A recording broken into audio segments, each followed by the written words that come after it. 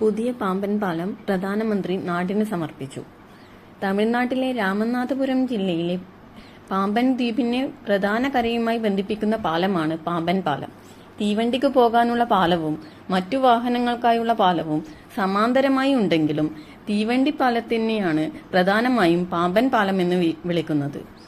Road പാലത്തിനേക്കാൾ പതിറ്റാണ്ടുകളുടെ പഴക്കമുള്ള തീവണ്ടി പാലത്തിന് ഈ പേര് പണ്ടേ പതിഞ്ഞിരുന്നു. ഒരു നൂറ്റാണ്ടോളം പഴക്കമുള്ള പാമ്പൻ പാലം രാജ്യത്തെ എഞ്ചിനീയറിംഗ് വിസ്മയങ്ങളിൽ ഒന്നായാണ് കണക്കാക്കപ്പെടുന്നത്. 2345 മീറ്റർ നീളമുള്ള പാമ്പൻ പാലം രാജ്യത്തെ ഏറ്റവും നീളം കൂടിയ രണ്ടാമത്തെ കടൽ പാലമാണ്. കപ്പലുകൾക്ക് കടന്നുപോകാൻ സൗകര്യമൊരുക്കി പകുത്തുമാറാൻ കഴിയുന്ന രീതിയിലാണ് പാമ്പൻ പാലത്തിന്റെ നിർമ്മാണം. പ്രധാന കരയ്ക്കും രാമേശ്വരം ഉൾപ്പെടുന്ന പാമ്പൻ ദ്വീപിനും ഇടയിലുള്ള പാക് കടലിടുക്കിനും കുറുകെയാണ് പാലം. മീറ്റർ ഗേജ് തീവണ്ടികൾക്ക് മാത്രം കടന്നുപോകാൻ കഴിഞ്ഞിരുന്ന പഴയ പാലം റെയിൽവേ വിപുലീകരണത്തിന്റെ ഭാഗമായി 2007 റോഡ് ഗേജ് ആയി മാറി. പഴയ പാമ്പൻ പാലത്തിന് സമാന്തരമായി നിർമ്മിക്കപ്പെട്ട പുതിയ പാമ്പൻ പാലം ഇന്ന് പ്രധാനമന്ത്രി നാടിന് സമർപ്പിച്ചു.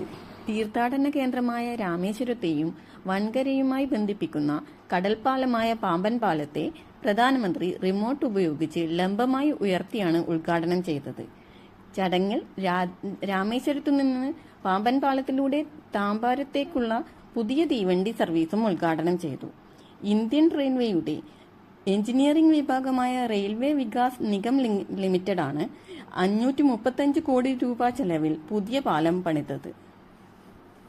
സമുദ്രനിരപ്പിൽ നിന്ന് 6 മീറ്റർ ഉയരമുള്ള പുതിയ പാലത്തിന് 2.08 കിലോമീറ്ററാണ് ദൈർഘ്യം.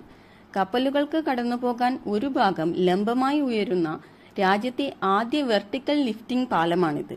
പുതിയ റെയിൽപാലത്തിന്റെ നിർമ്മാണം ഒക്ടോബറോടെ പൂർത്തിയായെങ്കിലും സുരക്ഷ സംബന്ധിച്ച ആശങ്കകളും പ്രധാനമന്ത്രി നരേന്ദ്രമോദിയുടെ അസൗകര്യവും കാരണമാണ് ഉദ്ഘാടനം നീണ്ടുപോയത്.